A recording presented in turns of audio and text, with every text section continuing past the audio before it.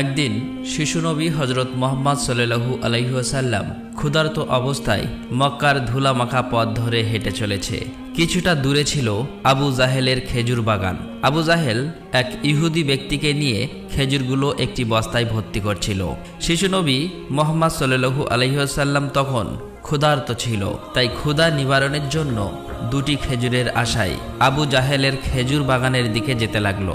শিশু নবী মুহাম্মদ সাল্লাল্লাহু আলাইহি ওয়াসাল্লাম ধীরে ধীরে সেই খেজুর বাগানে হাজির হলেন এবং আবু জাহেলকে সালাম দিয়ে বিনয়ের সঙ্গে বললেন, চাচা যান, আমার খুব ক্ষুধা পেয়েছে, আমাকে দুটি খেজুর দিতে পারবেন?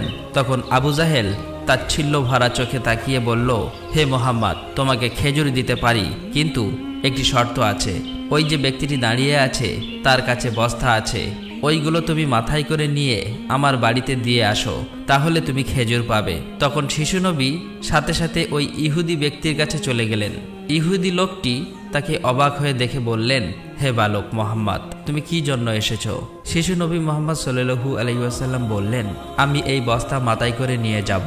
ইহুদি ব্যক্তিটি বললেন, এই ছোট্ট বয়সে তুমি কি এই বস্তায় নিয়ে যেতে পারবে? শিশু নবী বললেন, নিশ্চয়ই পারবো। অতঃপর শিশু মুহাম্মদ সাল্লাল্লাহু আলাইহি ওয়াসাল্লাম ধুলিমাখা শরীরে মাথায় বিশাল বস্তা নিয়ে হেঁটে চললেন। ছোট্ট ছোট্ট পা, ক্লান্ত দেহ, কিন্তু চেহারায় এক অপার্থিব শান্তি। এবং তার পিছু চলেছে আবু জাহেল এবং সেই ইহুদি ব্যক্তি। কিছুক্ষণ পর সেই বস্তা আবু জাহেলের বাড়ির সামনে এসে রাখলেন। তখন ইহুদি ব্যক্তি এই বস্তা নিয়ে বাড়ির ভিতরের কোণে রেখে দিলেন। তারপর শিশু নবী হজরত মুহাম্মদ সাল্লাল্লাহু আলাইহি ওয়াসাল্লাম বললেন, চাচা যান, আমাকে খেজুর দেবেন না? তখন আবু জাহেল মাত্র একটি খেজুর দিলেন। তখন শিশু নবী হজরত মুহাম্মদ সাল্লাল্লাহু আলাইহি ওয়াসাল্লাম বললেন, চাচা যান, আর একটি খেজুর দেবেন না? এই নির্দোষ চাওয়াই যেন আবু জাহেলের আগুনে ঘি ঢেলে দিল। সে রেগে গিয়ে হঠাৎ করে একটি প্রচণ্ড থাপ্পড় মারল শিশু মুহাম্মদ সাল্লাল্লাহু আলাইহি ওয়াসাল্লামের গালে। সঙ্গে সঙ্গে সূর্য যেন হঠাৎ ডুবে গেল, আকাশ কেঁদে উঠল, বাতাস স্তব্ধ হয়ে গেল, পাহাড় পর্বত যেন অশ্রু ঝরালো। যে একটি নিষ্পাপ শিশুর উপর এমন অন্যায়! নিষ্ঠুর আবু জাহেল হাসতে হাসতে ঘরে প্রবেশ করল। ঠিক তখনই ঘটল এক অলৌকিক ঘটনা। খেজুর ভর্তি বস্তার মুখ খুলতেই আবু জাহেল হতবাক হয়ে গেলেন। আবু জাহেল দেখল বস্তার সমস্ত খেজুরগুলো ছোট ছোট পাথর হয়ে গেছে। চোখের সামনে এমন অলৌকিক ঘটনা দেখার পর সেই ইহুদি বিস্ময়ে হতবাক হয়ে গেল। এই দৃশ্য দেখে সেই ইহুদি ব্যক্তি থমকে দাঁড়ালেন। এমন অলৌকিক ঘটনার কথা জানানোর জন্য ইহুদি ব্যক্তিটি দ্রুত তাদের নেতার কাছে ছুটে গেল। কিন্তু নিষ্ঠুর অত্যাচারী আবু জাহেল তখন ঘর থেকে বের হয়ে এলো এবং কটাক্ষ করে বললেন, হে মুহাম্মদ, তুমি তো বড় জাদুঘর, আমার খেজুরগুলো জাদু করে পাথর করে দিয়েছ। শিশু নবী মুহাম্মদ সাল্লাল্লাহু আলাইহি ওয়াসাল্লাম নরম কণ্ঠে মাথা নিচু করে বললেন, চাচা যান, আমি কিছুই জানি না। এই কথা বলতেই নিষ্ঠুর আবু জাহেল আর একটা চড় মারলেন। চড়ের শব্দে যেন আবারও আকাশ কেঁপে উঠল, পাহাড় স্তব্ধ হয়ে গেল, আর শিশুটির চোখে জমে উঠল এক বিন্দু অশ্রু। কিন্তু কি আশ্চর্য, শিশু মুহাম্মদ শুধু এতটুকুই বললেন, চাচা যান, আপনার হাতে ব্যথা লাগেনি তো? আহা, কি মমতা, কি সহমর্মিতা! নিজে চড় খেলেন, অথচ চিন্তা করলেন চড় মারা মানুষের ব্যথার কথা। অতঃপর শিশু নবী সেই ব্যথা আর অপমানের বোঝা নিয়ে বাড়ি ফিরলেন না। চুপচাপ চলে গেলেন পাহাড়ের কিনারায়, শুধু নিঃশব্দে দাঁড়িয়ে রইলেন। এই ঘটনা দেখে গাছগুলো, পাহাড়গুলো বলতে লাগলো, আহ আফসোস, যাকে না সৃষ্টি করলে এই জমিন, এই আসমান, এই পৃথিবী কিছুই সৃষ্টি হতো না। সেই মহান নবী আজ ক্ষুধার্ত, অপমানিত, অবহেলিত। কিন্তু তবুও পাষাণ্ড আবু জাহেলের হৃদয় এতটুকুও কাঁপল না, এক বিন্দু অনুতাপও তার চোখে এলো না। এদিকে সেই ইহুদি ব্যক্তিটি তাদের নেতার কাছে এসে বলল, আজ এমন এক ঘটনা দেখেছি যা কল্পনাকেও হার মানায়। আব্দুল্লাহর পুত্র শিশু মুহাম্মাদের এমন ক্ষমতা আছে যা দুনিয়ার কারণেই। তাকে একটা চড় মারলে খেজুর সব পাথর হয়ে যায়। আচ্ছা, আপনি কি বলতে পারবেন এটা কি জাদু না অলৌকিক ক্ষমতা? তখন তাদের নেতা বললেন, আমরাও শুনেছি আমাদের ধর্মগ্রন্থ নাকি মুহাম্মাদের নাম আছে, সে হবে শ্রেষ্ঠ নবী এবং শেষ নবী। তবে তিনি কি এই মুহাম্মদ, এটা জানার জন্য আমাদের ধর্মগুরুর সান্নিধ্য প্রয়োজন। যদি এটা সত্য হয় তবে তাকে আমরা বাঁচাতে দেব না, এই পৃথিবী থেকে সরিয়ে দেব। তোমরাও যাও, আমাদের ধর্মগুরুর কানে এটি পৌঁছে দাও। তখন সেই ইহুদি ব্যক্তিটি আবারও আবু জাহেলের বাড়ির দিকে রওনা হলেন। যেতে যেতে সেই খেজুর বাগানের কাছে উপস্থিত হয়ে দেখলেন সমস্ত খেজুর গাছের খেজুর নেই, সব একেবারে পাথর হয়ে গেছে। এটা দেখে সেই ইহুদি ব্যক্তিটি হতভম্ব হয়ে গেলেন। তিনি আর এক মুহূর্ত দাঁড়ালেন না, খুব দ্রুত আবু জাহেলের বাড়ির দিকে রওনা হলেন। আবু জাহেলের বাড়িতে এসে বললেন, ভাই, আপনার খেজুর বাগানের সমস্ত খেজুরগুলো তো পাথরে পরিণত হয়ে গেছে। এখন এটাকে যদি ফিরিয়ে আনতে না পারেন তাহলে অনেক টাকা ক্ষতি হয়ে যাবে। এটাকে ফেরানোর একমাত্র পথ হলো শিশু মুহাম্মাদের কাছে ক্ষমা চাওয়া। কিন্তু আবু জাহেল ক্ষমা চাওয়ার পাত্র ছিল না। সে ছিল নিষ্ঠুর এবং অতি চালাক। তাই সে চালাকি করেই বলল, ঠিক আছে, চলো আমরা মুহাম্মাদের বাড়িতে গিয়ে দেখি। এই বলে তারা শিশু মুহাম্মদ সাল্লাল্লাহু আলাইহি ওয়াসাল্লামের বাড়ির দিকে রওনা হলেন। শিশু মুহাম্মদ সাল্লাল্লাহু আলাইহি ওয়াসাল্লাম থাকতেন চাচা আবু তালেবের সঙ্গে। চাচা আবু তালেব তখন ঘরে একা। কিছুক্ষণের মধ্যেই আবু জাহেল এসে হাজির হয়ে বললেন, হে আবু তালেব, শিশু মুহাম্মদ কোথা থেকে এমন জাদু শিখেছে? সে তো বড় জাদুঘর। সে আমার খেজুরগুলো সব পাথর করে দিয়েছে। কোথায় গিয়েছে তুমি কি খবর রাখো? তাকে তো খুঁজে পাওয়া যাচ্ছে না। দেখো কোন পাহাড়ের কিনারায় জঙ্গলের বাঘ ভাল্লুকে খেয়ে নিয়েছে কিনা। এই কথা শোনা মাত্রই চাচা আবু তালেব আর দেরি করলেন না, শিশু নবীকে খুঁজতে বার হলেন। এদিকে শিশু নবী হযরত মুহাম্মদ সাল্লাল্লাহু আলাইহি ওয়াসাল্লাম পাহাড়ের কিনারায় বসে কাঁদছে আর বলছে, আজ যদি আমার মা বাবা বেঁচে থাকতো আমার সাথে কেউ এরূপ ব্যবহার করতে পারত না। আমি আজ বড় একা। শিশু নবীর কান্না দেখে জঙ্গলের বাঘ ভাল্লুক হরিণ সেখানে আসলেন। সেই ব্যথায় ব্যতীত হয়ে তারাও যেন কাঁদছে আর বলছে, ইয়া রাসূলুল্লাহ, রাহমাতুল লিল আলামিন, এই চর যেন আমাদের লেগেছে। ইয়া রাসূলুল্লাহ, তুমি আর কেঁদো না, এই কান্না আমরা সহ্য করতে পারছি না। অতঃপর কিছুক্ষণের মধ্যেই চাচা আবু তালেব সেখানে হাজির হলেন। এটা দেখার পর তিনি আর কিছুই বললেন না, একেবারে অবাক হয়ে গেল। তখন চাচা আবু তালেব সান্ত্বনা দিয়ে বললেন, তোমাকে এমন কষ্ট দিল, আমি তো আছি। আমি বেঁচে থাকতে কেউ তোমাকে আঘাত করতে পারবে না। অতঃপর শিশু নবীকে নিয়ে চাচা আবু তালেব বাড়িতে চলে এলেন। সেই রাতেই চাচা আবু তালেব আবু জাহেলের বাড়িতে গিয়ে বললেন, তুমি তাকে জাদুঘর বলছো, অথচ সে তো কিছুই চায়নি। সে তো তোমার খেজুর নেয়নি, তোমার বিরুদ্ধে কিছু বলেনি। এই শিশুর চোখে যে অশ্রু ঝরেছে সেই অশ্রু একদিন পাহাড়ও গলিয়ে দেবে। এই কথা বলে তিনি সেখান থেকে চলে আসলেন। এই কথা শুনে আবু জাহেল কোনো জবাব দিল না, কারণ এই শিশুর মধ্যে এমন কিছু ছিল যা সে অনুভব করতে পারছিল কিন্তু স্বীকার করতে পারছিল না। আসলে আবু জাহেল ছিল মিথ্যাবাদী এবং অত্যাচারী। সেই রাতে মক্কার আকাশে এক উজ্জ্বল আলো দেখা গেল। সবাই ভাবল বুঝি কোনো তারা পড়েছে। ফেরেশতারা একে একে নেমে আসলো। এক ফেরেশতা আরেক ফেরেশতাকে বলল, এই শিশুর চোখে পানি দিয়ে একদিন মহা কিতাব নাজিল হবে। এই শিশু হবে শ্রেষ্ঠ মানব তথা শ্রেষ্ঠ নবী, যা সমগ্র বিশ্ববাসীর জন্য রহমত স্বরূপ। এদিকে ইহুদি কাফেররা এই অলৌকিক ঘটনা শোনার পর নবীজিকে হত্যা করার জন্য ষড়যন্ত্র লিপ্ত হয়ে যায়। কেননা তারা চেয়েছিল যে শেষ নবী তাদের বংশের মধ্যে জন্ম হোক, কিন্তু তা হয়নি। তাদের মধ্যে একজন ইহুদি তাদের ধর্মগুরুর কাছে গিয়ে সমস্ত ঘটনা খুলে বললেন। তখন তাদের ধর্মগুরু বললেন, আমি চিনেছি তাকে, সে সেই নবী যার বর্ণনা আমাদের কিতাবে আছে। তার দুটি চিহ্ন রয়েছে, একটি কাঁধে নবুয়াতের মোহর, অন্যটি তার দৃষ্টিতে রহমত। অন্য একজন প্রশ্ন করল, তাহলে আপনি কি ঈমান আনবেন? তখন তিনি চুপ করলেন, মাথা নিচু করলেন, তারপর শুধু বললেন, আমরা চেয়েছিলাম আমাদের বংশে আসুক, তাই আমরা সত্যকে অস্বীকার করব। অন্যদিকে প্রতি বছর চাচা আবু তালেব ব্যবসার উদ্দেশ্যে সিরিয়ায় সফর করতেন। সেদিনও চাচা আবু তালেব সিরিয়া সফরের উদ্দেশ্যে প্রস্তুত হচ্ছিলেন। ঠিক সেই সময় শিশু মুহাম্মদ সাল্লাল্লাহু আলাইহি ওয়াসাল্লাম এসে বললেন, চাচা যান, আপনার সঙ্গে আমিও সিরিয়ায় সফরে যাব। কিন্তু শিশু মুহাম্মাদের কথা চাচা আবু তালেব ফেলতে পারলেন না। অতঃপর পরের দিন ব্যবসার উদ্দেশ্যে শিশু মুহাম্মাদকে নিয়ে চাচা আবু তালেব সিরিয়া সফরের উদ্দেশ্যে রওনা হলেন। এভাবেই চলতে চলতে কয়েক মঞ্জিল পথ অতিক্রম করার পর বাণিজ্য কাফেলা শাম নামক একটি জায়গায় গিয়ে বিশ্রাম নিচ্ছিলেন। সেখান থেকে কিছুটা দূরে খ্রিস্টানদের একটি গির্জা ছিল।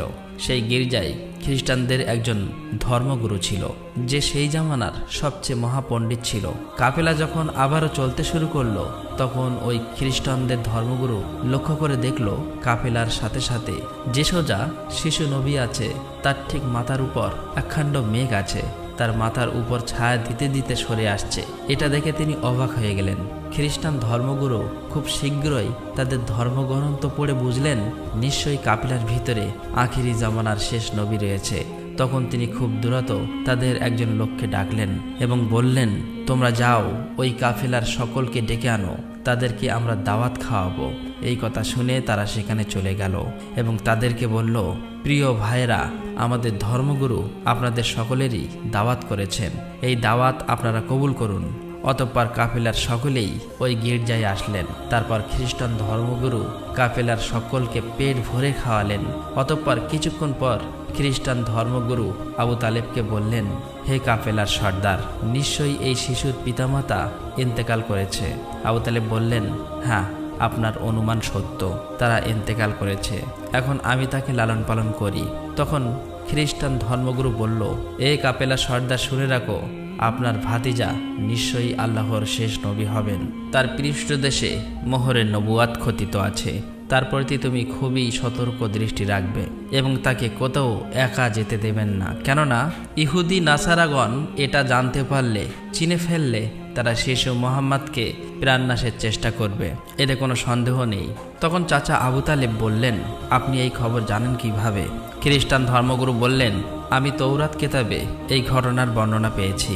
তুমি যাও, তোমার ভাতিজাকে এখানে ডেকে আনো।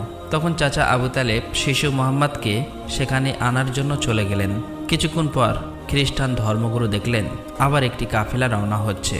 তখন খ্রিস্টান ধর্মগুরু সেখানে গেলেন এবং তাদেরকে জিজ্ঞাসা করলেন, আপনারা কারা আর কোথায়, কি জন্যই বা যাচ্ছ? তখন তারা উত্তর দিল, আমরা রোম দেশের সৈন্য, আমাদের বাদশাহ আমাদেরকে পাঠিয়েছে যে দুনিয়াতে নাকি আখিরি নবীর আবির্ভাব হয়েছে অনেকদিন আগেই। আমরা তার সন্ধান করছি, তাকে খুঁজে পেলে হত্যা করে দেব। আপনি কি তার কোনো সন্ধান দিতে পারবেন?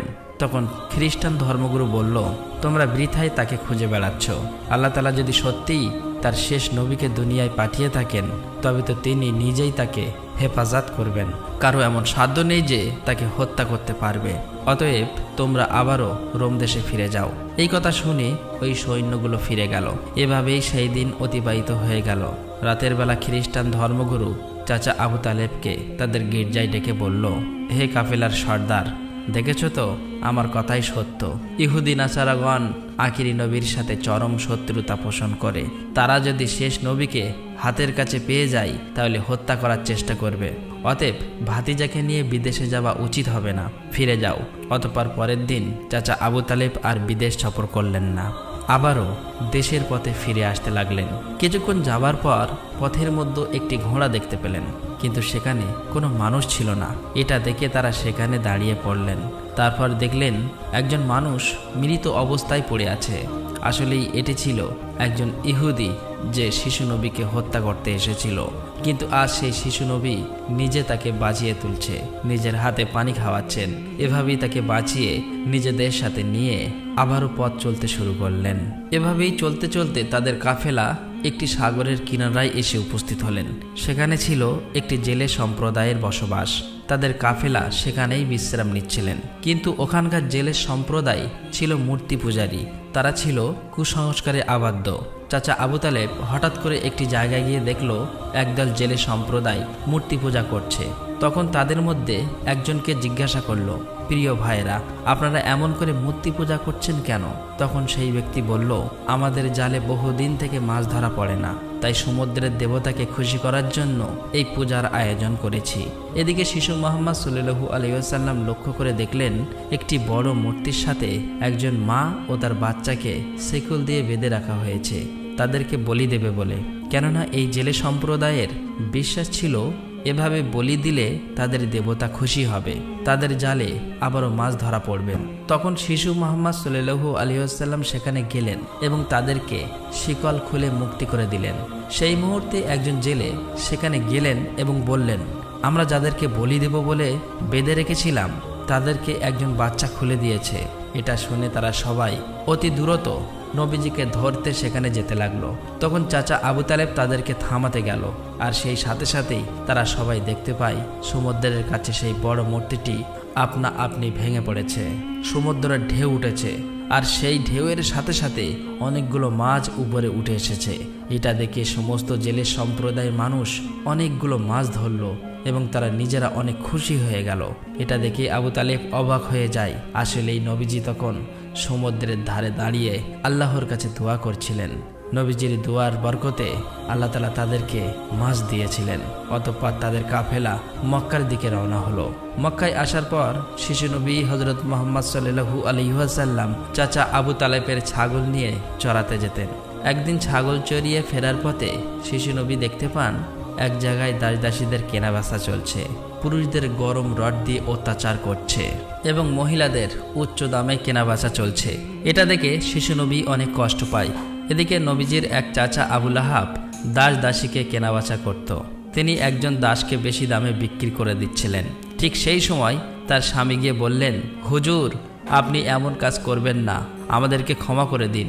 এভাবেই কাকুতি মিনতি করতে লাগলো, কিন্তু আবু লাহাব তার কোনো কথাই শুনতে চায় না। ঠিক সেই সময় আমাদের দয়ার নবী সেখানে হাজির হয় এবং চাচা আবু লাহাবকে বলে, আপনি এই মহিলাকে বিক্রি করবেন না। তখন আবু লাহাব বলে, আমি এই মহিলাকে অনেক বেশি দামে কিনেছি, আমার মূল্য পরিশোধ করে দিলে আমি তাকে ছেড়ে দেব। তখন শিশু নবী তার এই মূল্য পরিশোধ করে দিলেন, আর সেদিন সেই মহিলা নবীজির জন্য মুক্তি পেয়েছিলেন। অতঃপর সেই সময় মক্কায় বহুদিন ধরে বৃষ্টি হচ্ছিল না। মক্কায় বড় বড় নেতারা একত্রিত হয়ে বলতে লাগলো, মক্কায় বহুদিন ধরে বৃষ্টি হচ্ছে না, আমাদের বাচ্চারা মারা যাচ্ছে, পশু পাখি মারা যাচ্ছে। তাই আমরা সবাই মিলে কসম করছি যে আমরা সবাই কাবার কাছে আসব এবং সেখানে গিয়ে বৃষ্টি চাইব। যতক্ষণ না বৃষ্টি আসে ততক্ষণ আমরা সেখান থেকে আসব না। এই কথা বলার পর সবাই একে একে কাবার দিকে যেতে লাগলো। সেখানে চাচা আবু তালেবও যাবে। ঠিক এমন সময় শিশু মুহাম্মদ সাল্লাল্লাহু আলাইহি ওয়াসাল্লাম চাচা আবু তালেবকে জিজ্ঞাসা করলেন, চাচা যান, আপনি কোথায় যাচ্ছেন? চাচা আবু তালেব বললেন, হে মুহাম্মদ, আমাদের মক্কা শুকিয়ে গিয়েছে, বহুদিন বৃষ্টি হয় না, একে একে সবাই মারা পড়ছে, তাই বৃষ্টির জন্য কাবা ঘরের কাছে যাচ্ছি। তখন শিশুনবী বললেন, চাচা যান, আপনি আমাকে সাথে নিয়ে চলেন। তখন চাচা আবু তালেব বললেন, হে মুহাম্মদ, তুমি এখন ছোট্ট, সেখানে মক্কার বড় বড় নেতারা থাকবে, আমি যদি তোমাকে নিয়ে যাই তাহলে সকলেই আমাকে অপমান করবে। তখন শিশুনবী বললেন, চাচা যান, আপনি আমাকে সাথে নিয়ে চলেন, তারা যদি আমাকে সেখানে থাকতে না দেয় তাহলে আমি চলে আসব। শিশু নবীর মুখে এমন কথা শোনার পর চাচা আবু তালেব তার কথা ফেলতে পারলেন না। আসলে তিনি তাকে খুবই ভালোবাসতেন, তাই তিনি তাকে নিয়ে কাবার দিকে রওনা হলেন। কিছুক্ষণ পর তারা কাবার কাছে গিয়ে হাজির হলেন। দেখলেন কাবা ঘরের কাছে মক্কার বড় বড় নেতারা হাজির হয়েছে। আশেপাশের পুরুষ মহিলা সবাই হাজির হয়েছে, কেননা তারা শপথ নিয়েছে বৃষ্টি না আসা পর্যন্ত কাবা ঘর আঁকড়ে ধরে রাখবে। মক্কার বড় বড় নেতারা বলতে লাগলো, হে আবু তালেব, তুমি কি জানো না আমরা এখানে শপথ করে এসেছি, তুমি এই শিশুটিকে কেন নিয়ে এসেছো? এখানে তো তার কোনো প্রয়োজন নেই। তখন আবু তালেব বললেন, হে মুহাম্মদ, তুমি পিছনের দিকে চলে যাও। এই কথা শুনে শিশু মুহাম্মদ পিছনের দিকে চলে গেলেন। অতঃপর মক্কার বড় বড় নেতারা একসাথে বলতে লাগলো, হে কাবা ঘরের স্রষ্টা, আমাদের পানির ব্যবস্থা করে দিন, আমরা আর পারছি না। এভাবেই বলতে বলতে সারা রাত কেটে গেল, কিন্তু একটুও বৃষ্টি হলো না। সকাল গড়িয়ে দুপুর হয়ে গেল, বৃষ্টি হলো না। এদিকে কাবা ঘরও গরম হতে শুরু করলো। এর মাঝে তিনজন গরম সহ্য করতে না পেরে গরমে অজ্ঞান হয়ে গেল। কিছু লোক তাদেরকে নিয়ে এক জায়গায় চিকিৎসার ব্যবস্থা করলেন। এদিকে একজন চাচা আবু তালেবের পিছনে আঁকড়ে ধরলেন। চাচা আবু তালেব যখন পিছনে ফিরে তাকালেন, দেখলেন শিশু মুহাম্মদ সেখানে দাঁড়িয়ে আছে। অত্যন্ত রেগে গেলেন এবং বললেন, হে মুহাম্মদ, তুমি এখানে কেন এসেছো? তখন শিশু মুহাম্মদ বললেন, চাচা যান, আমাকে আসতে দিন, আমি আসলেই মহান আল্লাহ তাআলা পানি বর্ষণ করবেন। তখন চাচা আবু তালেব বললেন, এখানে এতগুলো মক্কার বড় বড় নেতা আছে, তারা সবাই পানি চাইছে, কিছু হচ্ছে না, আর তুমি এখন এই শিশু বয়সে কি করবে? তুমি চাইলে পানি হবে? এটা সম্ভব? অতএব তুমি পিছনের দিকে চলে যাও। এই কথা শুনে শিশু নবী আবার পিছনের দিকে চলে আসলেন। এদিকে পুনরায় তারা একসাথে বলতে লাগলো, হে কাবা ঘরের স্রষ্টা, আপনি আমাদের পানির ব্যবস্থা করে দিন। কিন্তু কোনো মতেই বৃষ্টি হলো না। তখন সবাই ক্লান্ত হয়ে এক জায়গায় বিশ্রাম নিচ্ছিলেন। চাচা আবু তালেব পিছনে লক্ষ্য করে দেখলেন আবারও শিশু নবী সেখানে হাজির। তিনি অত্যন্ত রেগে গিয়ে বললেন, হে মুহাম্মদ, তুমি আবার কেন এসেছো? শিশু মুহাম্মদ বললেন, চাচা যান, আমি তো আপনার ঘাম মুছতে এসেছি। এই কথা শুনে চাচা আবু তালেব নবীজির উপর প্রচণ্ড মায়া লাগলো এবং তাকে জড়িয়ে ধরলেন। তখন শিশু মোহাম্মদ আবার বললেন, চাচা যান, আমাকে একটিবার কাবা ঘরের কাছে যেতে দিন। আমি গেলে আল্লাহ তাআলা পানি বর্ষণ করবেন। সেখানে থাকা মক্কার নেতাদের মধ্যে একজন এই কথাটি শুনতে পেল। শিশু মোহাম্মদ চিৎকার করে বলতে লাগলো, হে মক্কার মানুষেরা, চেয়ে দেখো, পানি চলে এসেছে। সেখানে থাকা সমস্ত লোকেরা অবাক হয়ে বলতে লাগলো, কোথায় পানি এসেছে? এখানে তো আমরা সবাই গর্বে মারা যাচ্ছি, আর তুমি বলছো পানি চলে এসেছে? তাদের মধ্য থেকে একজন বলল, হে মোহাম্মদ, তুমি এগিয়ে যাও। কিন্তু অন্য নেতারা বলল, আমাদের মতো বড় বড় নেতা থাকতে যদি এই শিশু মোহাম্মদ সামনে চলে যায় তাহলে আমাদের মান সম্মান সব চলে যাবে। অতঃপর অনেক আলোচনার পর শিশু মোহাম্মদকে কাবা ঘরের সামনে যাবার অনুমতি দেওয়া হলো। শিশু মোহাম্মদ সাল্লাল্লাহু আলাইহি ওয়াসাল্লাম যখন কাবা ঘরের কাছে গিয়ে আকাশের দিকে মুখ তুললেন এবং আল্লাহর কাছে দোয়া চাইলেন, সঙ্গে সঙ্গে মক্কার বুকে মুষলধারে বৃষ্টিপাত শুরু হলো। দেখতে দেখতে মক্কার চারিদিকে বৃষ্টিতে পরিপূর্ণ হয়ে যায়। এটা দেখে মক্কার মানুষেরা খুবই খুশি হয়ে যায় এবং বৃষ্টিতে ভিজতে ভিজতে যে যার মতো তাদের বাড়ি চলে যায়। প্রিয় দর্শক, একবার ভেবে দেখুন, এই কাহিনীটি শুধু ইতিহাস নয়, এটা ভালোবাসা, কষ্টের আর তাকওয়ার এক জীবন্ত নির্দেশ। আমাদের দয়ার নবী, রহমতের নবী কতই না কষ্ট পেয়েছেন। তিনি এত কষ্ট সয়েও কাউকে অভিশাপ দেননি, শুধু দোয়া করছিলেন, হে আমার রব, আমার উম্মতকে মাফ করে দাও। তারা জানে না আমি কে। এই সেই নবী যার ভালোবাসা ছাড়া জান্নাতের দরজা খুলবে না কারো জন্য। আর আজ আমরা এই যুগের মুসলিম কতটুকু কাঁদি তার জন্য, কতটুকু ভালোবাসি তাকে, কতটুকু তার শূন্য আঁকড়ে ধরেছি।